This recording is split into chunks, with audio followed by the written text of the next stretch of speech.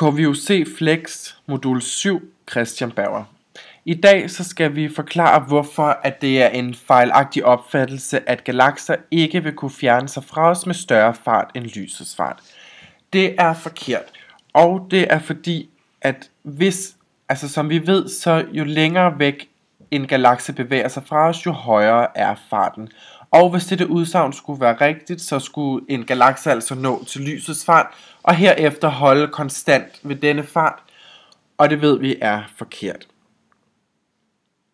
Og det er netop fordi, at jo længere væk en galakse bevæger sig fra os, jo højere bliver vigehastigheden.